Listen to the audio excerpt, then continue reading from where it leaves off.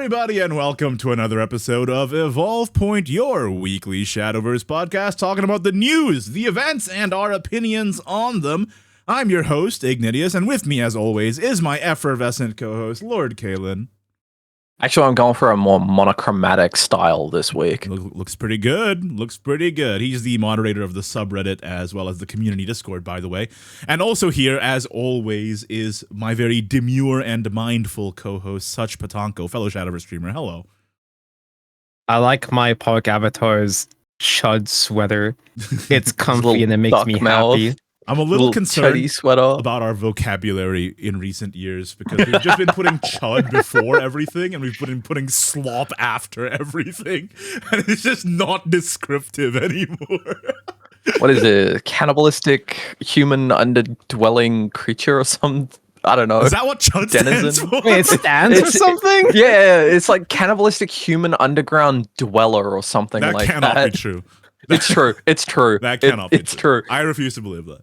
Well, boys, how have your weeks been going since last week? Pretty good. Grinding the battle pass hurts. My brain hurt. Oh yeah, having to play so much. I finished my battle pass in this economy, thankfully. So that's pretty good. How's your battle pass going, Tonko? So as you know, I've barely played over the past month. And Kaylin gassed me into believing that I could just barely get enough points for Sophina if I nutted up and maxed out my weekly points last week and just keep maxing them per week. From there, I'm at like level 15. Okay. So we'll see about that. I mean, we have another Grand week. Prix missions now. Yeah, I was gonna say the Grand Prix missions. I mean, for me, like, why should I even play Grand Prix at this point? Linkle sleeves, clearly. True. Linkle sleeves mentioned. That's a good segue into talking about what we're going to be talking about this episode. We got a couple bits of news, including the new events like the upcoming Grand Prix that's coming very, very soon. Several esports events have happened as well, and there's been some discourse about that, considering how Uluwon was quite important in that tournament, and people are a bit upset about it. So we'll discuss that as well. And then the main topic today is, of course, that huge bit of news that happened yesterday morning, as of time of recording this, where they announced that they'll be revealing the set and then releasing it only 2 days after, basically removing a spoiler season entirely. So we'll be talking about that as well. Oh boy. Are you guys ready to get into the first bit of news? Yes, indeed, I am. Let's do it. So first bit of news here. Let me bring it up. We got the new Dungeon Crawl season. So as you know, Dungeon Crawl has been updating every single week with new UD boons as well as boosted odds for different classes. This is the final Dungeon Crawl season. So if you haven't maxed out your Dungeon Crawl shop yet, make sure you do so. You get the cosmetics, you get the goodies, like, for actual account packs and stuff. So you got to do it. This time around, every class is boosted for legendary boons. So this is the perfect time to actually play for the most absurd builds. And also, just for context, Dungeon Crawl is like the limited time roguelike mode, essentially, where you bring a deck and then you get a different boon every run and your health carries over between rounds. And also, UD's gifts have changed. Now it's UD's energy drink. At the start of your turn, if there are 25 cards or less in your deck, ramp. And if you have 10 play points, deal 1 to the enemy leader. Or UD's tea set. If there are at least 25 cards in your deck, heal 1. Or this is the best one, UD's comfy pillow. Once per match, at the start of your turn, if there are no duplicates in your deck, reduce the cost of all cards in your deck by 1. That's so much fun. And that's every turn. Jerry supports. No, it's every turn. Once per match. Once per match. Oh, once per match. Yeah, but it's still really cool. So you can build a Highlander deck, and then everything gets cheaper, and that's fun little deck building encouragement for this PvE mode. So I love it. And yeah, you get her thighs, her comfy pillow. Either that or her actual pillow. Either way, I see this as an absolute win. How do we feel about that? UD pillow for sale win. I already did all my dungeon crawling. Yeah, I don't me need too. to anymore. Me too. That's the one thing. I wish that they added like a little bit extra in the shop every week, so that to encourage. That people would to- have been nice. Like Keep doesn't even have people to, playing. doesn't even have to be much. It could literally just be like, oh, we added some more rupees to the shop that you can get, and then I'd be playing every week. But because I already maxed out the shop, I haven't been playing Dungeon Crawl so much because it's not an efficient use of my time, unfortunately. So, but yeah, it's a really fun mode. I think since this is the last week, the last season of this mode, do we have any thoughts on, like, as a sort of post-mortem on Dungeon Crawl? I thought it was a really, really good execution on the mission quest mode that we used to have back in Classic. I think it's like a good iteration of it, honestly. Yeah, I like Dungeon Crawl. I like Quest. I have really appreciated that basically they've just had 100% uptime on this single player content. Mm-hmm. It's really good. Yeah, between like dungeon, like the previous dungeon missions, right? Battle dungeons, and then now this also Dungeon Crawl. I feel like there's always at least some PvE to do, which is great because, you know, not everybody wants to sweat it out on ladder all the time. So it's a really good first introduction to it, but I really do hope they iterate upon it. Like, have more different options for enemies, so it's not just the same 3 or 4 guys every single time. yeah, Give us more variety. Give us a reason to get like more encouragement to experiment with stuff, because there's a lot of deck building potential with these boons. I've just been lazy. I think it is also one of those things where there's some, you know, debate whether this should be a permanent mode or if that would take away from the specialness of it.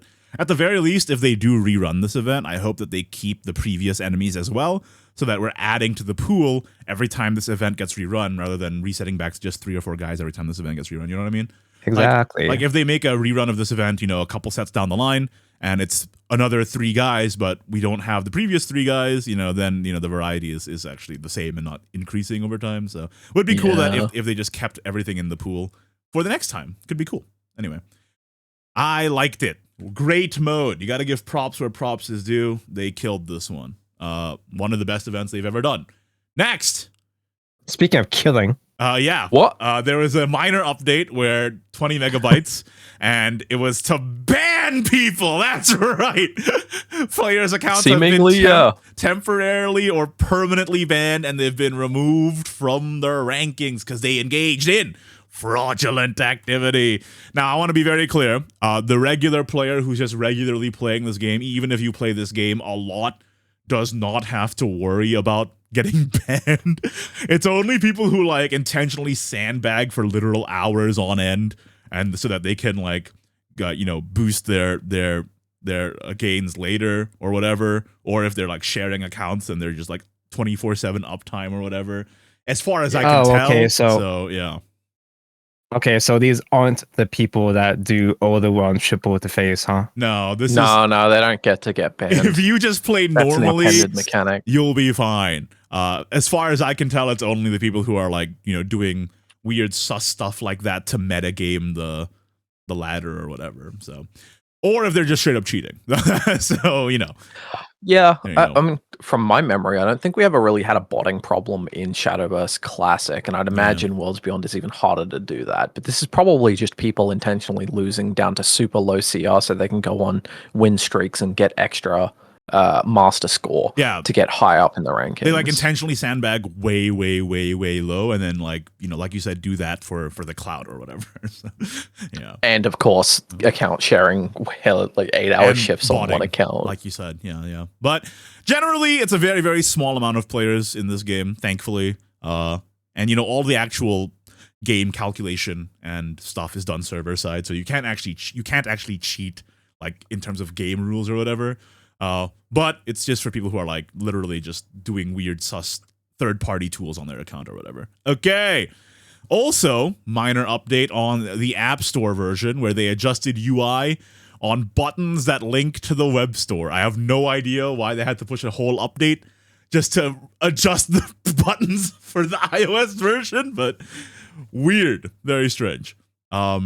Another thing that the update was made to do was to prep the client for the upcoming event.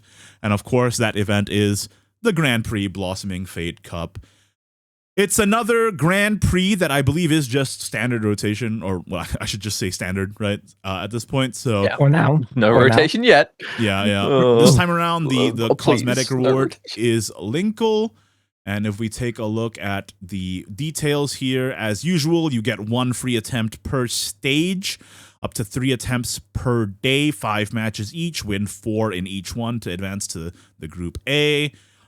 Same rules as always, and there will also be I don't believe Grand the Prix rewards ticket. have been adjusted. Yeah, and there'll also be Grand Prix ticket missions available for 3 days, so you can get the Grand Prix tickets. So you can Always keep in mind the first Grand Prix mission starts like halfway through a day's cycle, so you've only got like 12 hours to get it. Yeah, but it's really easy. All you have to do is win an open match, so you should be fine. And then, I mean, that's a tall order for someone like me that's barely logging in as is. And then, as usual, Damn. the rewards: rupees, card pack tickets, gold cards, legendary cards, here's globe shards, and then here's the rewards table for if final stage Group A. Just for getting to Group A, you already get the cosmetics. You get this flare and 5 packs from the upcoming set. Group B, you don't get the sleeve, but you at least get the emblem. And this is what you get as champion of Group B. So you should be trying to get to Group A every single time, at least just for the sleeve.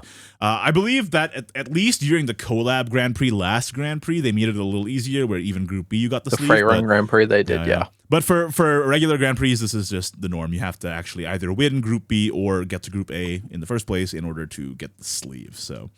And I think that's personally, fine. I'm not going to be trying on this Grand Prix. I'm going to do my free runs and that's it because I don't care for Linkle that much. And I'm going to be saving my Grand Prix tickets, which I need to because I spent all my Grand Prix tickets on the Zoe Grand Prix back in December trying to get into that, which all of us did manage to lock in and get the sleeves, which was kind of crazy. Yeah. I mean, I usually make it to Group A anyway, so because Yeah, rub it in.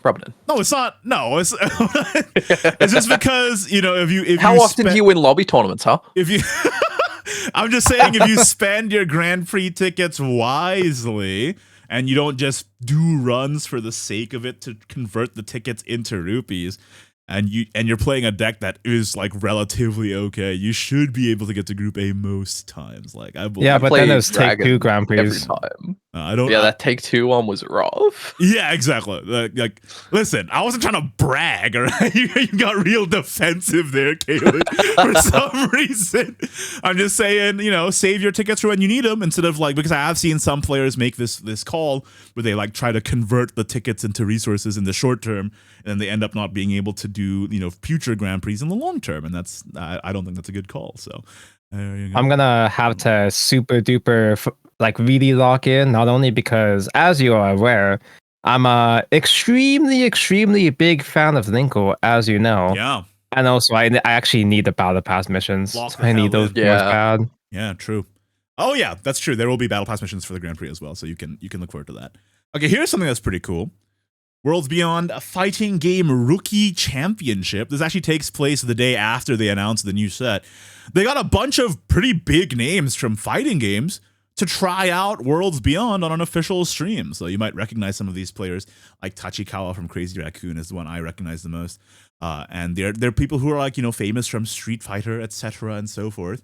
And they're going to be playing on an official stream at 6 p.m. Japan time on the 25th of February. So I wonder if there will be any tie-in in-game stuff with this, like if there'll be a winner prediction event or something. I have no clue.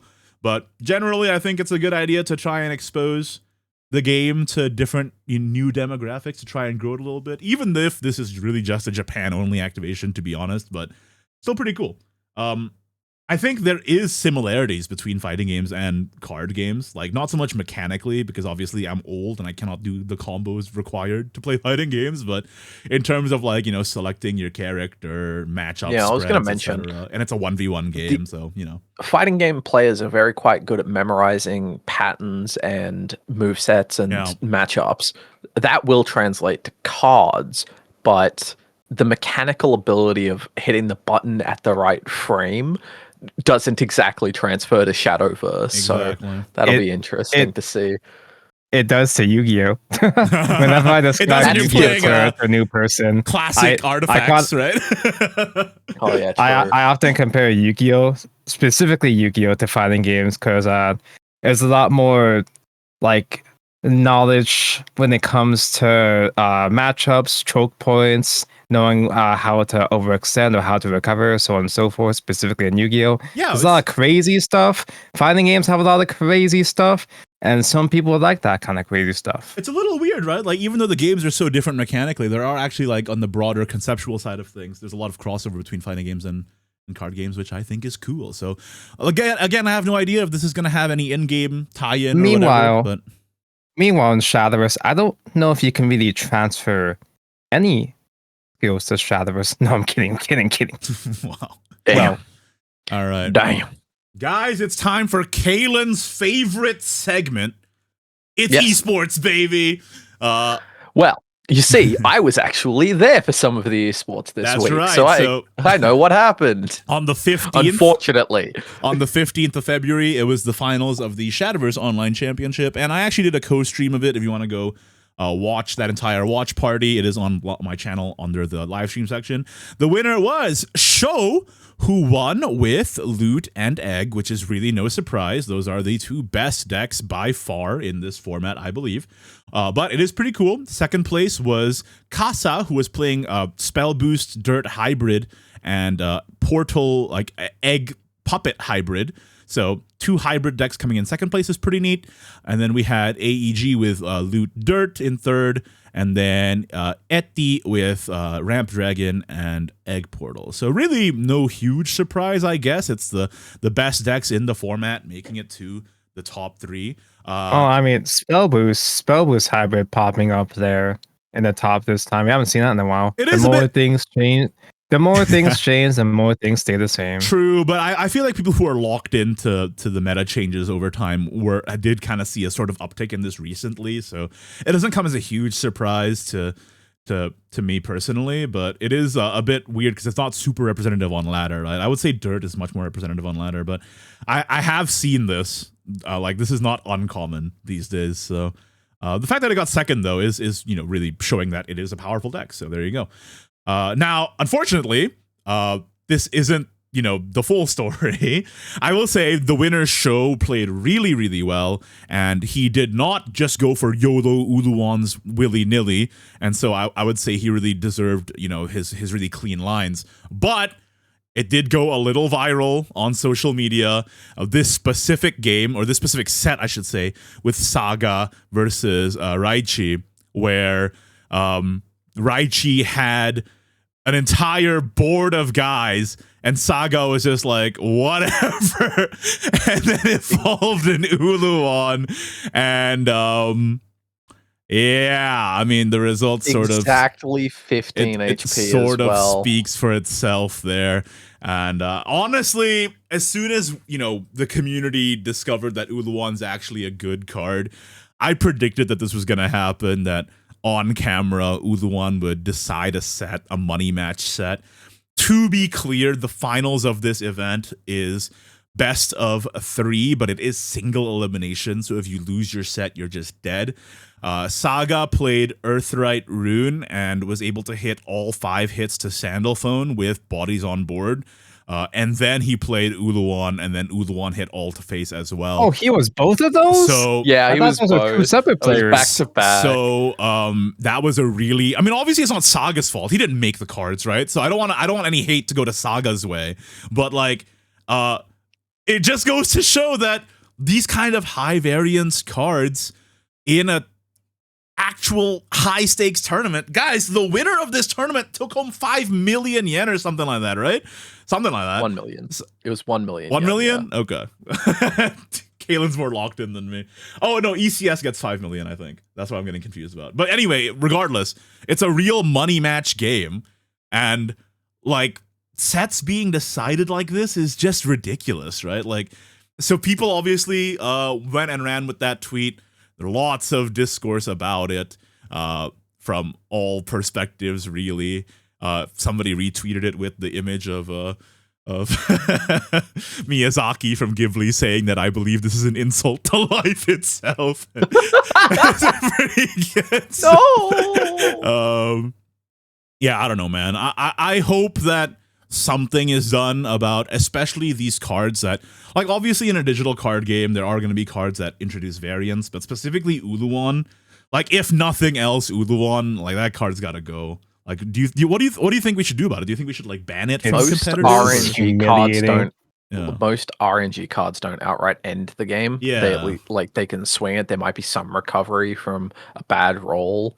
Uluwan literally just steals games, and that's in every mode that people are playing him in. Yeah. He's not just a thief of games that can go face 3 times for 21, 22 damage. He can also just be a 7/7 that clears the board, which I don't think it's right. He has the versatility factor to him on top of having the ability to steal games. I think it's one of those Sword things didn't need this tool, and of course they got it. Yeah. the sword is the most privileged class agenda continues. I will say, favorite kind of agenda. Like, do you think they should nerf it, or do you think they should just ban it from competitive? Yes. Like, honestly, what could he needs?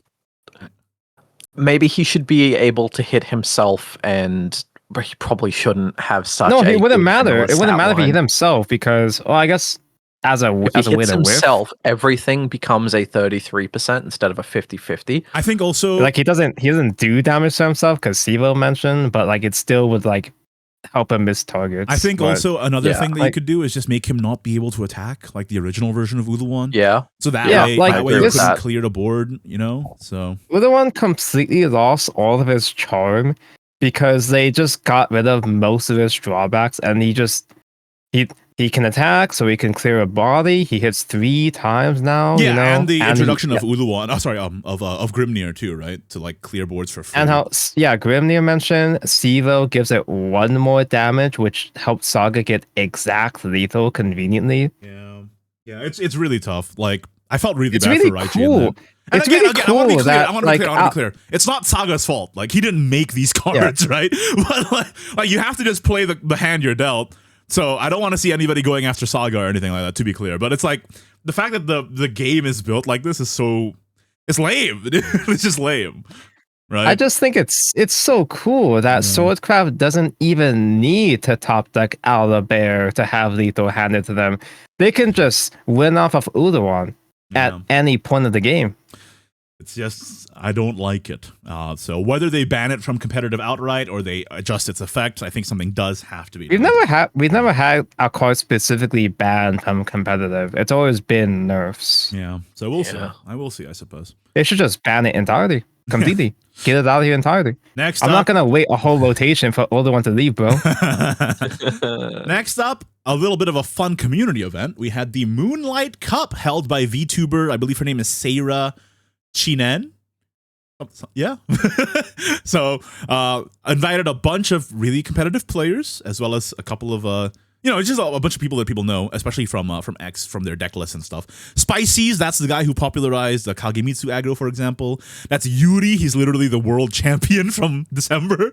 And a bunch of other strong players as well. And it was also commentated by Rigze, who is the one of the biggest Shadowverse Worlds Beyond YouTubers in Japan. So really cool stuff. And at the end of the day, Glory is the one who took it. And you can actually watch the entire VOD here. And it's pretty cool. If you want to watch Shadowverse commentated by cute girls, you can watch this. Here's a snippet. Any Uluwans in hand? Yeah. No, not yet. めっちゃむずいですねこれ。いやでもこれちょっと守ったのが守りきれない。 At the end of the day, Glory won with Loot Sword and Dirt Rune, and the finals was a Loot Sword Dirt Rune mirror, so I guess no huge surprise there. I think people are figuring out that Dirt Rune is just like the most consistent deck in the format, and then Loot Sword has the highest, damage potential really, and then obviously the high roll potential. You can't as well. out-heal everything Loot Sword can do.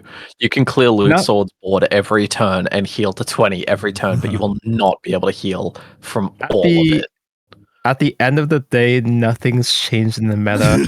We're just back to the 3-deck format of Sword, Rune, Portal. The same it's been for the past 8 months. Yeah, I had Blue Blade ask me yesterday if Shadowverse, like if Rune was still the best deck, and I had to break it to him on Twitter that Rune has never not been top tier. It's always just been like floating in tier 1. It's also it's got 2 variants now, so you can play Dirt or you can play Boost, and they're both really good. So, yeah, but obviously, Loot Sword king in this scenario. So currently, yes, it's really just Loot Sword, Rune, and Portal, and then Dragon. I would say right below those, but still really good as well. So really, it's just I feel bad for Abyss, man. That class is literally like, what are you even doing, dude? Like, god damn. Oh no! Don't say that. The Abyss defenders are gonna get on your ass again. Abyss lovers should be on my side. Don't you want your class to be good? Anyway, good stuff. This is gonna become too good soon. Speaking of what you wish for, cool community events, there's been this Chinese player, Zhang Yue, who has been holding best of 10 series, and I haven't covered them before because honestly, I didn't know if it was something that we should like be, if it was, I don't know. I guess I didn't know, like I just wasn't aware of it being like a super big thing until recently. But when I saw Essia was on there, I was like, oh, I gotta freaking tap in. Essia mentioned. What is going on with this series? And now I feel like we're going to report on this every single time now. So what happens is that they do a best of 10 between 2 pilots of 2 really popular decks and see what is actually the best in the matchup. It's almost like scientific testing. Like what wins this matchup, like definitively. And here they got, and the art, they also get original art every time, which is freaking sick, by the way. So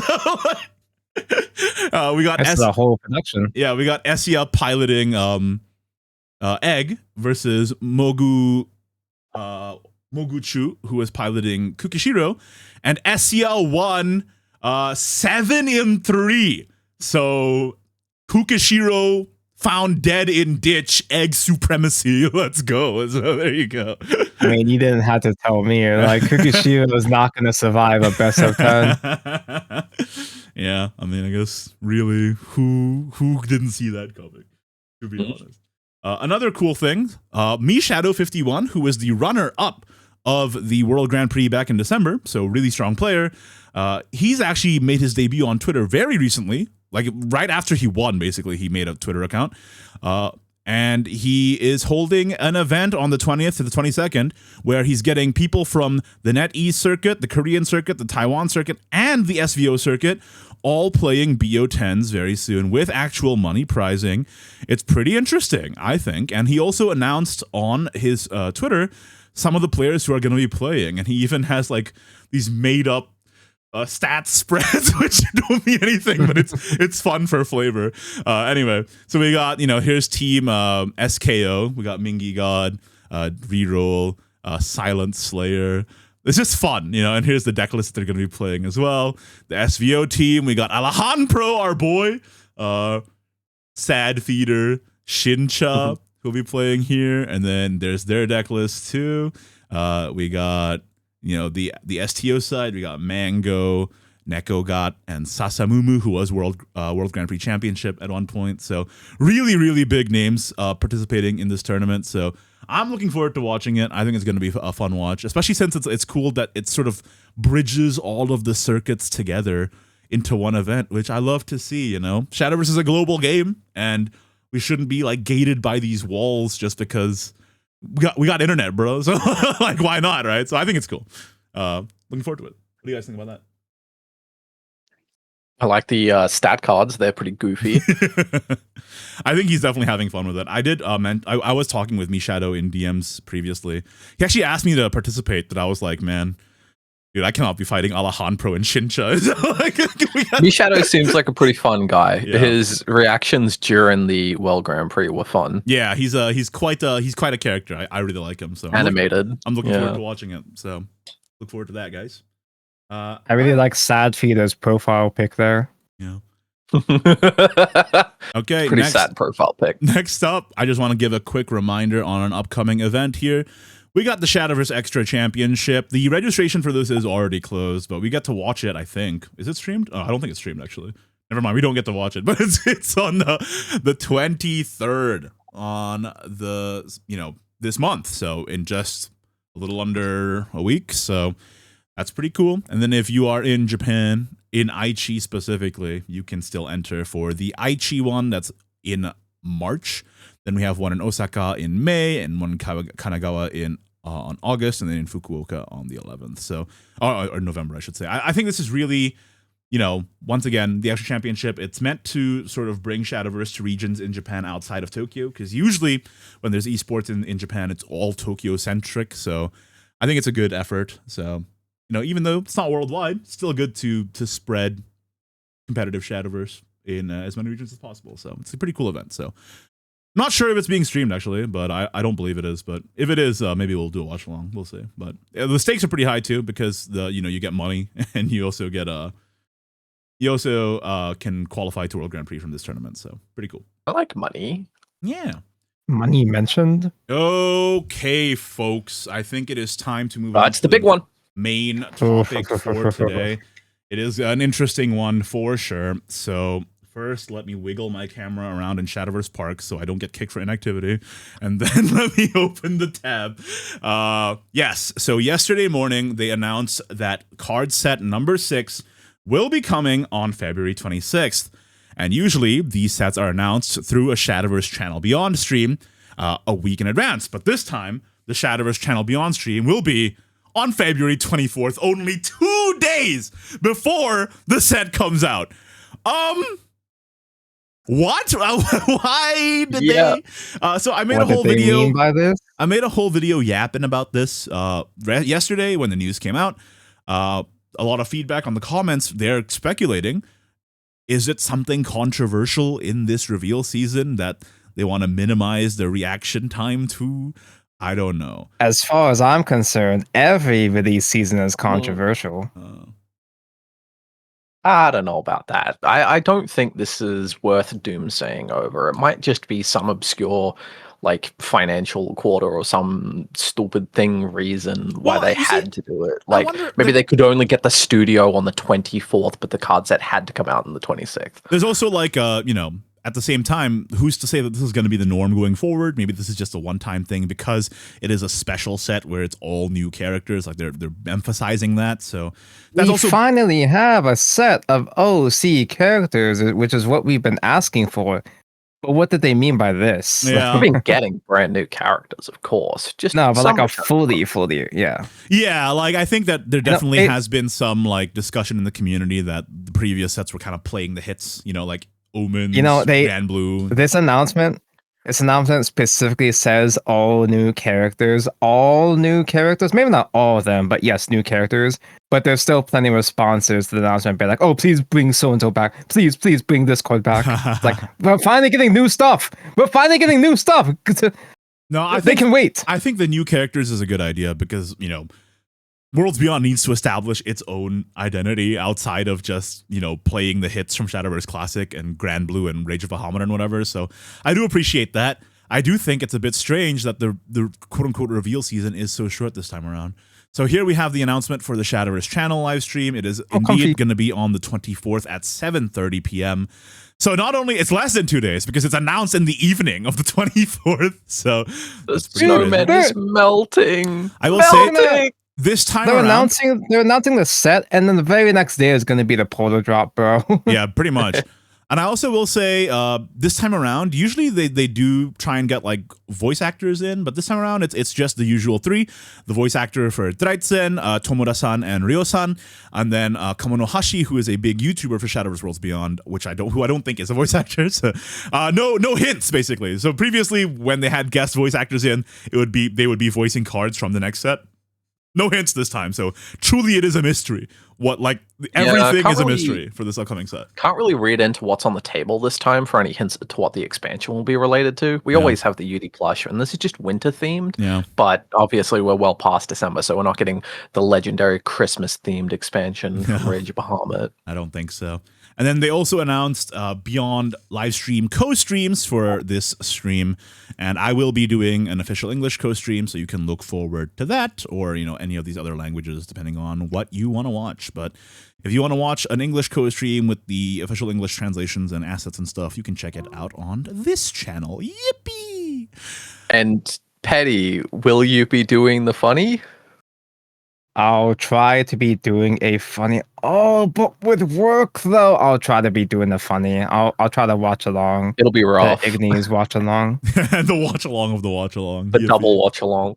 You know what's gonna happen too is because there's so little time before the actual set comes out, we're gonna have to record an episode like immediately, aren't we? I mean, there are some like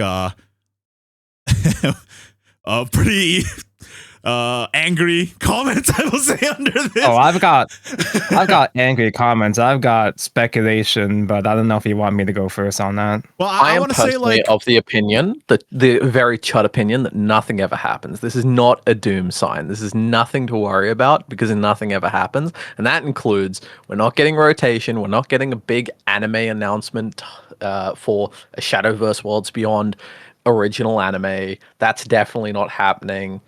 Don't mark my words.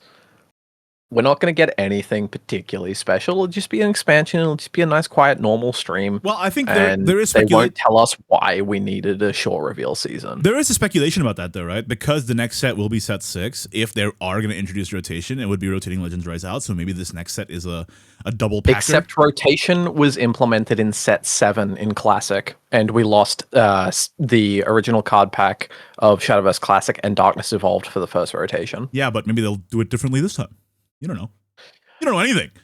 So maybe this set is a double heater. Like it's double size. I really hope not. Like if that is the case, a double size set with no reveal season.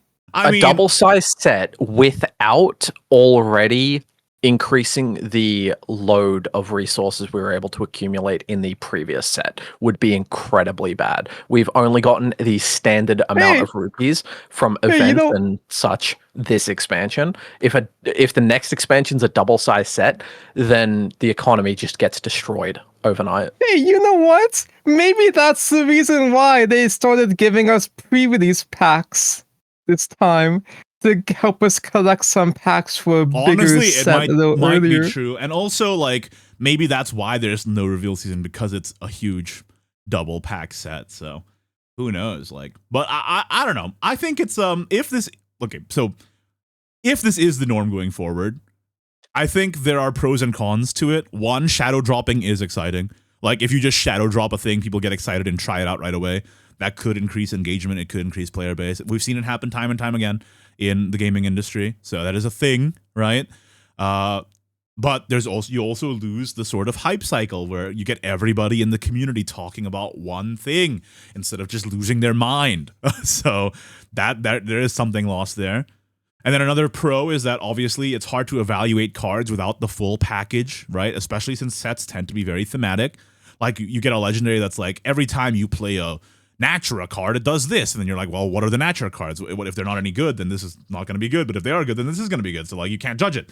So having everything out in one time, you actually get to judge everything properly. So that's fun. Con, you don't get to, have that speculation and like iterative building on what you're already having. But maybe that's a pro because then the decks aren't as figured out by day one. So I really feel like I'm of two minds of this. Like either way, I'm kind of okay with it. I think the biggest loss really of like cutting out a reveal season, if this is the norm going forward, is sort of the lack of community engagement. And obviously I'm super biased in this because I get card reveals, but even if it wasn't me, like if it was Jif or Nero, like giving these community figures acknowledgement from the devs of the game and having them do something exciting, I think there's value in that, and losing that is a little bit sad. That's sort of my take on that, if this is the norm. That being said, this might not be the norm. This might just be a one-time thing. So there you go.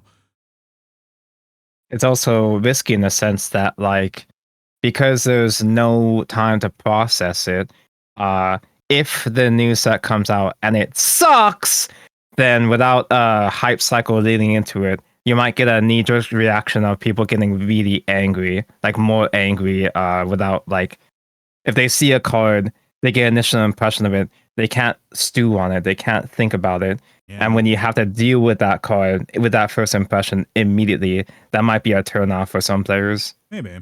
I don't know. I don't think... Like, I think there are enough pros and cons to both sides of revealing a thing, either drip-fed or full blast, that I'm kind of fine either way.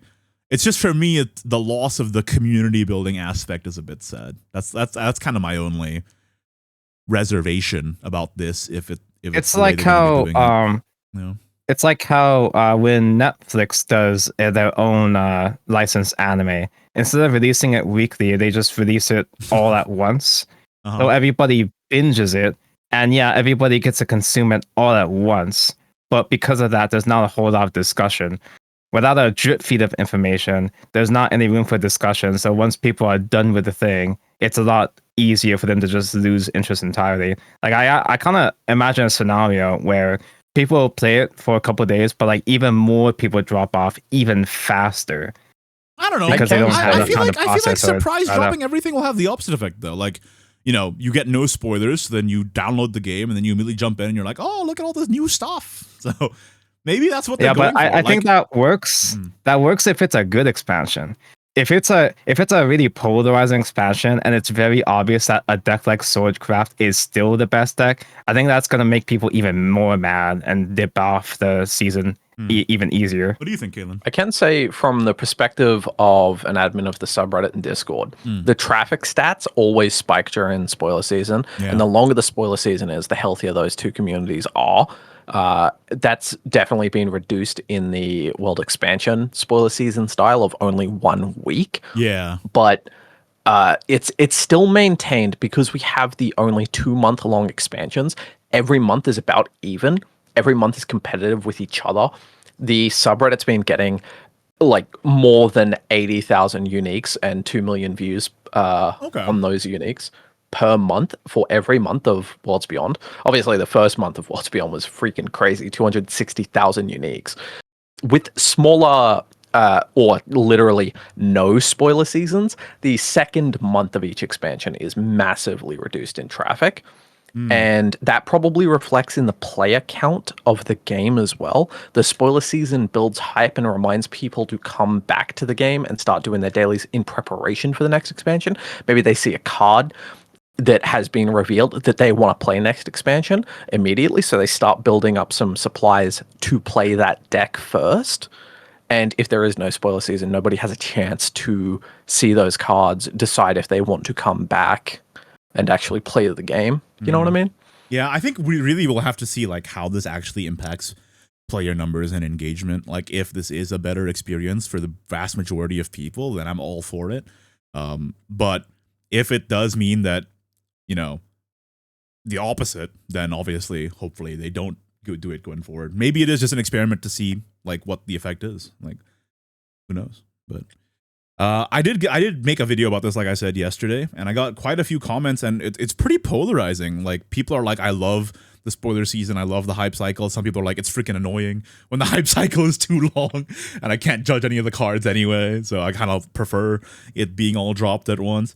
I will say the game has been sort of moving in this direction anyway in the past couple, the whole lifetime of the game. Like back in the day, like way back in the day, we used to get spoilers for not only golds and legends, but they used to drip feed silvers and bronzes too. And then eventually it took 3 or 4 weeks for the entire season as well. And then eventually they stopped drip feeding bronzes and silvers and only did legends and golds. And then now maybe not at all. So it's been kind of moving in this direction over time regardless. But, I guess time will tell whether this is a one-off experiment or if it's going to be the norm going forward. I think if they wanted to change the way they do a review season, I think the way to go would be, instead of just releasing so and so cards randomly out of nowhere, I think they should just reveal cards in chunks of classes. Or like reveal all the core cards. Yeah, like reveal all the core cards of one class one day, then the next day.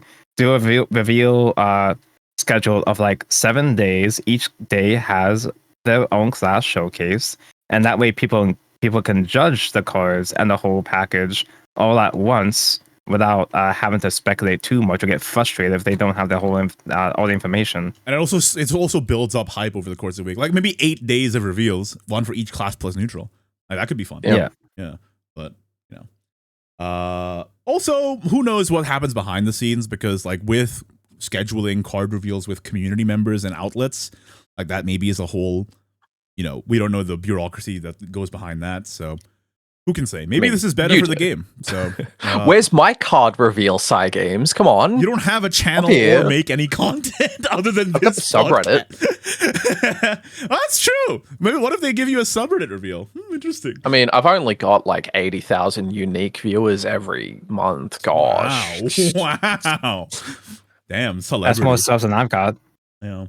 I don't know. Genuinely, like if I'm waffling about on this topic, it's because I am actually kind of split on whether this is fine or if it's or if it's weird. I think whatever the vast majority of players prefer, I think is what they should go for, obviously. So we'll see what the reaction to this is in practice and then go from there, I suppose. So yeah, there you go. I guess on a more yeah, go ahead. I'm still hung up on just the concept of them even doing this whole last minute reveal in general. Not even for the sake of revealing the cards, no, more so like the overall meta aspect of like what are they doing here? And I'm really, really scared worst case scenarios. I got so many Doom ideas, as I do. I've got so many Doom ideas in my head as per usual. Like I made a tweet of like you're doing a 2-day release cycle, so people don't have time to process their disappointment. I saw some people. What can they possibly do? I saw some people doom saying as well, like it's because they're doing AI art, and so they're making the schedule. Yeah, imagine if they're doing a no release schedule because they shadow drops. They drop something extremely controversial. Like my first idea was like, oh, rotation. Rotation is going to be super controversial. So just overload the players with so much information at once that they can't stew on having to deal with rotation. I think the introduction of like the AI characters or it's like, oh, sorry, you don't have time to worry about your feedback. The product was already coming out. Oopsie. I don't know. I think I am on Kalen's side where I don't think this necessarily actually means anything. Maybe they're just experimenting. But I know how to fix all this. I know how to solve all the problems Worlds Beyond has. Right. And it's quite simple because we've done it before. We've had this feature before. Annual Shadowverse Next. Just give us an annual Shadowverse Next around the anniversary of the game that announces all the major changes each year. And then we don't have to worry about little updates during the year like this. Because it would be announced during the Shadowverse Next that we were getting like rotation or not getting rotation, that kind of thing. I would love that. Nintendo hire this man is all I can say about that. Nintendo? I guess, once again, just a reminder, if you do want to tune in, I do have that co-stream happening on the same day as the event, so you can watch that when it comes out, and we'll see what the news is together. But until then, it's really all just speculation. But I am kind of on Kalen's side where, I don't think this actually necessarily means anything that bad. Like nothing ever happens. Yeah, nothing ever happens. And if it does mean something bad, well, I'll be making a video about it after the fact, so don't worry about that. But yeah, you're gonna be hearing from us for sure if something goes wrong. Yeah, we'll make a new podcast episode with a frowny face on it. I'll use the frowny face emoji. But I don't know. I guess on a more lighthearted note, it is all new characters. Do you have any like swing for the fence guesses on what kind of theme we might be getting? I would say Tokyo, but if it won't be, because if we are reading this correctly, and when it says brand new characters and the text all new characters, and that means that all of the characters are new and not just that there are new characters. I really don't think we can speculate as to what the expansion will be themed around, because one aesthetic. Go. We've done everything. We have genuinely done everything already. I'm going to go. Okay, how about the Shadowverse Olympics? It's the Shadowverse Olympics expansion. No, we did that already with Coach Joe. That was one guy. That was one archetype. I'm going to go and if that means we get Buff Dragon, mole people? Like the card set is set underground, Subterranea. That's my swing for the fence. We're going full chaotic on this one. Okay. Tonko you. My idea is Actually, no, it's not all new characters. It's just going to be a couple of new OC characters, like 5 new characters, and the rest is going to be Rage of Bahamut Stop. Oh no. we're gonna finally get that Bahamut retrain. That's the most pessimistic. We're gonna get Prime Dragon Keeper, but because they've given her a name, that makes her an all new character. I'll be okay with that. They're gonna have her legal name, which makes her a new character. Yeah, that's right. Yeah, it's gonna be Sasha or something normal. It's gonna be something Egyptian themed, and that's gonna make me happy. All right. Well, that's pretty much all we had to say about it. I am curious to see what people think about this news down below. Is it doom and gloom like Tonko is predicting, or is it literally nothing like Kalen thinks? What's your thoughts? I'd love to hear from you. Speaking of hearing from you, it's time for the best segment of the episode, letters. Did you guys pick out a comment for your letters? I'll go first, okay? We got a letter from Seishun Complex who says, "No, seriously, I am afraid of opening Worlds Beyond in public because of my Phylene home screen." Hell yeah. You know, this is a solvable issue. You can Why does the Phylene home screen come up every episode? It comes up every episode. It's great. Well, it's iconic. It is iconic, I will say. It is probably the most out-of-pocket home screen. And I will also say another comment here from Eclipse Zero. As always, big news arrived just after the podcast got uploaded. Next expansion announcement with a 2-day reveal season is absurd. Yeah, this literally happens every single time. Yep. The millisecond I click stop recording, they make a huge announcement. I don't know why they do it this way or how they know. Are they in my walls? But yeah, it's pretty interesting. Let's see. Okay, they haven't tweeted yet. They'll tweet in the next half hour, and I'll comment about what the new news was. I have a comment from Wato Todial, which I recognized the name before I read the comment. I got a Lord Kalen jump scare yesterday when I hopped into the weekend lobby tournament, and he was the only person there to beat.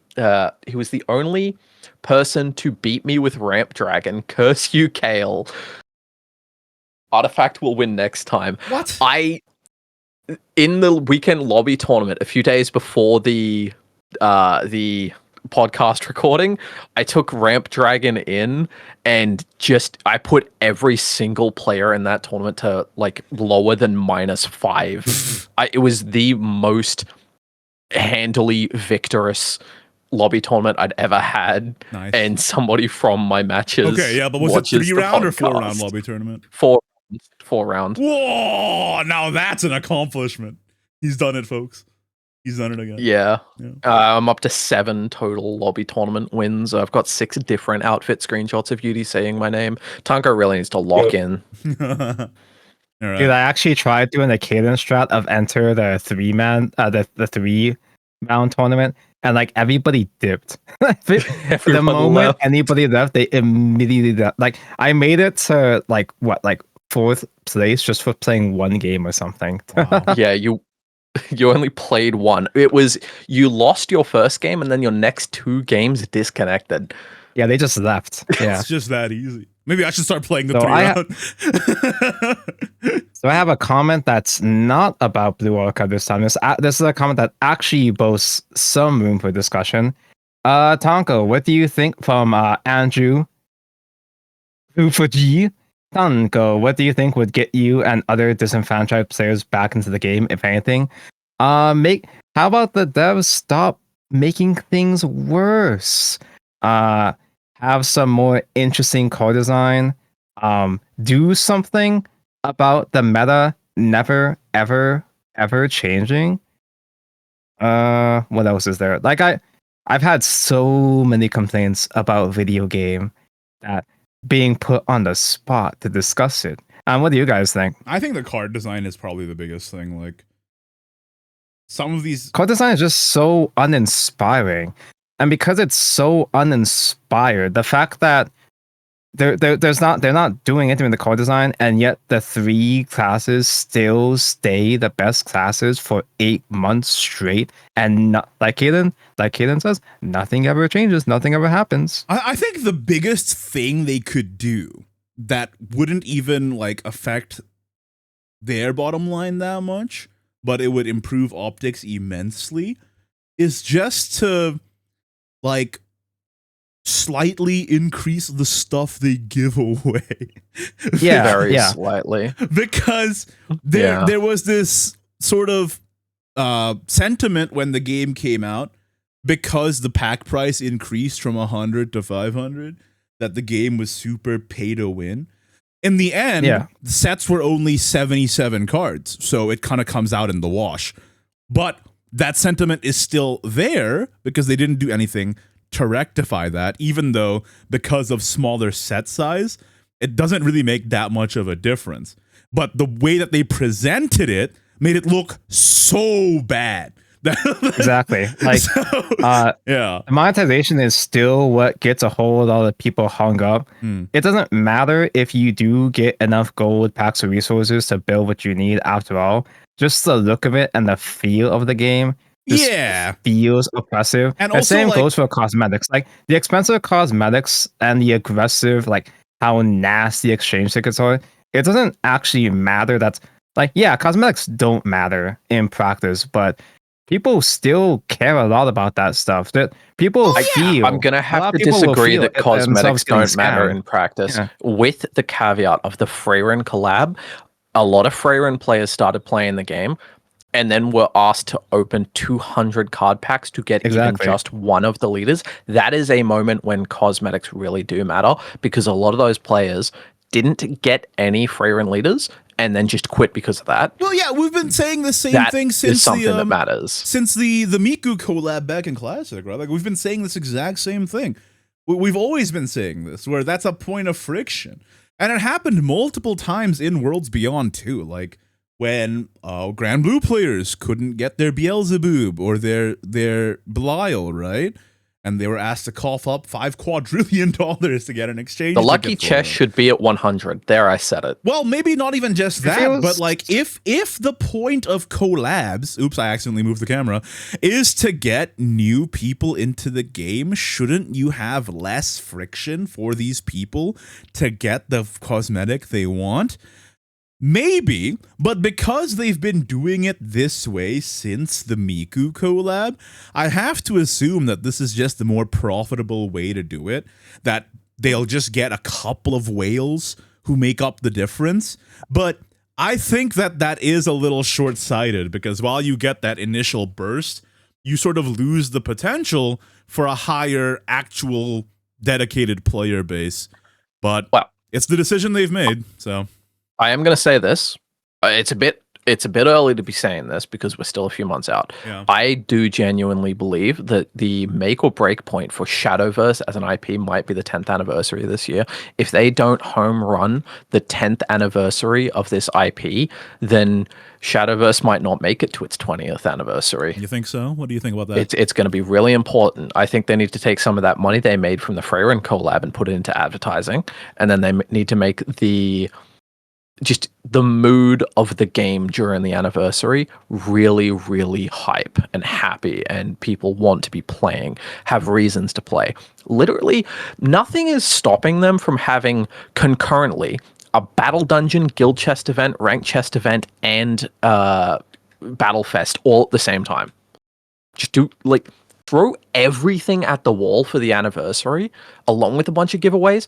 I'd be happy. A lot of people would be happy to have that much content available. I will say the anniversary of the IP this year is also the first anniversary of Worlds Beyond as a game too. So it would be interesting to see what they do for that event, I suppose. But a bit early to speculate on that particular, but it is something to think about. I don't know. I think I think mostly regarding the original question, disenfranchised players, you got to make the economy look better, even if it's not even that drastic, but just optically, you gotta make it look better so that you can explain to people. Because let's look at the core reason. Let me finish your thought. Oh yeah, I was just gonna say, like, saying pack prices are 5x Classic, that's really easy for people to understand and then not install the game because of that. Explaining, but the set sizes are smaller, so blah blah blah blah blah. Like that's a whole lot of that's a whole lot of explanation that doesn't convince people and sounds like cope, even if it's true. Yeah. So you gotta optically make it look better. Like that's a big thing, I think. Yeah. And at the core thing is too, it's like how and why are all these players getting disenfranchised in the first place? It kind of feels like every single expansion, every update, it's like poking the bear. The devs are testing out patience. Like every single release has had some new problem, some new thing that they're trying out to see what the players can put up with. And every set is just like a new breaking point for new players. That's why for players in general. And that's why like I'm so scared of what the hell they're cooking with this 2-day release schedule, because I think it's also like there's so many people that have already reached their breaking point. What more can they possibly do to us? Yeah, and then also I think the second thing other than monetization is like the lack of, meaningful balance updates on cards that people find frustrating. Like that's also a huge thing. So people gotta basically kill Norman with a hammer. Yeah, you're not bringing people back by doing all these buffs that don't do anything. Yeah, it would be more exciting for people who quit if they see, whoa, Norman got nuked from orbit. Now that's interesting. I'll go hop back in. Like that's another thing. Yeah, and then I think with what Kalen said also has merit. You gotta increase the amount of exposure of this game. Like they're not even properly updating the Steam page most of the time. Right? Why don't I get ads for Worlds Beyond? Do they really genuinely know I'm that deep into the game that I don't need ads? And then also why do I? Even if they do improve the game, like for example with the Uma Musume collab, which was awesome, everything was free, meaningful, free Odin as well for all players. Oh, they didn't tell anybody about it, so nobody knew about it. So, I'm changing my prediction for what the next expansion is. It's Starforge Legends 2 because the expansion announcement has 4 constellations in the artwork. It's going to be entirely new characters, new constellations, and Starforged Legends, but it'll be Starforge 2. Look at them on the side.